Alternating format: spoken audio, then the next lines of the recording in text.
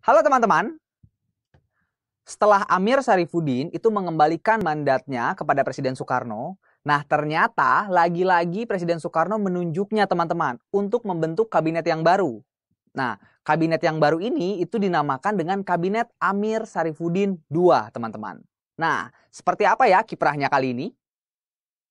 Nah, teman-teman, setelah Amir kembali ditunjuk menjadi Perdana Menteri, itu kemudian Amir melanjutkan perjuangan diplomasi dengan pihak Belanda.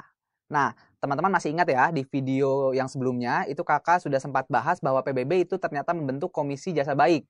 Nah, ternyata komite atau anggota dari Komisi Jasa Baik ini, itu tiba teman-teman di Indonesia pada tanggal 27 Oktober 1947.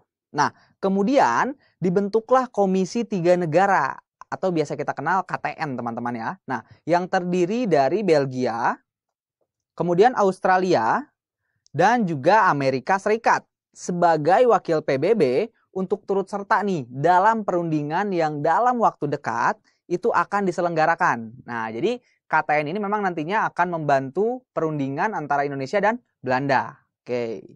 Nah, oke ya. Nah, kemudian jadi fungsi KTN di sini itu adalah sebagai mediator teman-teman atau penengah antara pihak Indonesia dan juga Belanda. Jadi dia memang tidak memihak salah satu pihak. Oke ya.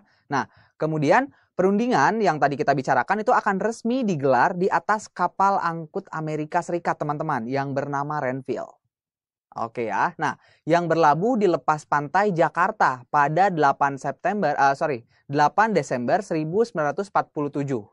Nah, dalam perundingan Renville ini, itu Indonesia dipimpin oleh Amir Syarifuddin sebagai Perdana Menteri dan sekaligus sebagai pimpinan delegasi dari pihak Indonesia. Nah, kemudian dari pihak Belanda siapa nih Kak pemimpinnya? Nah, pihak Belanda dalam perjanjian Renville itu dipimpin oleh Abdul Qadir Wijoyo Atmojo.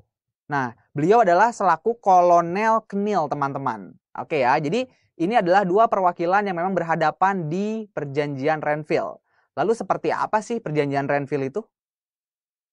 Nah, teman-teman, perjanjian Renville pun berjalan cukup alot, teman-teman. Nah, dalam perjanjian tersebut, itu pihak Belanda berusaha untuk mempertahankan garis pertahanan dari hasil agresi militer Belanda satu yang mereka lakukan. Nah, sementara pihak Indonesia itu ingin Belanda, tentaranya itu ingin agar mundur dari wilayah kekuasaan Indonesia yang memang terdiri dari Jawa, Sumatera, dan Madura sesuai dengan perjanjian Linggarjati sebelumnya. Nah, akhirnya memang KTN di sini berfungsi sebagai penengah teman-teman ya, atau mediator. Nah, namun memang saat itu posisi Indonesia terutama Amir Syarifuddin memang cukup sulit teman-teman karena memang desakan dari dunia internasional dan juga Belanda itu cukup besar saat itu. Nah, sehingga yang paling penting adalah kita harus mengetahui hasil dari perjanjian Renville ini. Oke, kita simak hasil dari perjanjian yang dilakukan antara pihak Belanda dan Indonesia ini teman-teman ya. Yang pertama itu adalah wilayah Republik Indonesia yang diakui Belanda di perjanjian Renville ini adalah Jawa Tengah, Yogyakarta, dan juga Sumatera. Nah, ini jelas merugikan Indonesia, teman-teman. Karena pada perjanjian sebelumnya, yaitu perjanjian Linggarjati, itu wilayah kekuasaan Indonesia yang diakui Belanda lebih besar lagi, teman-teman. Mencakup wilayah Pulau Sumatera, Jawa, dan Madura. Oke ya. Nah, kemudian disetujuinya batas wilayah antara Republik Indonesia dan Belanda. Itu hasil yang kedua. Kemudian hasil yang ketiga, pasukan TNI itu harus ditarik mundur dari wilayah-wilayah yang tidak diakui. Oke ya. Kemudian yang keempat, itu Republik Indonesia akan menjadi bagian dari Republik Indonesia Serikat. Nah, hal ini juga menarik dan tentunya merugikan Indonesia juga, teman-teman. Republik Indonesia Serikat ini adalah memang akal-akalannya Belanda untuk memecah belah bangsa Indonesia. Oke. Kemudian hasil yang selanjutnya adalah RIS atau Republik Indonesia Serikat itu memiliki kedudukan yang sejajar dengan Uni Indonesia Belanda. Oke ya. Nah, kemudian akan diadakan pemilihan umum dalam kurun waktu 6 bulan sampai 1 tahun mendatang. Nah, kemudian hasil yang terakhir adalah sebelum RIS terbentuk, itu Belanda dapat menyerahkan kekuasaannya ke pemerintah federal atau pemerintah sementara. Nah, itulah hasil dari perjanjian Renville ini, teman-teman. Hasil dari perjanjian Renville ternyata memberikan dampak buruk, teman-teman, bagi kabinet Amir Syarifuddin II.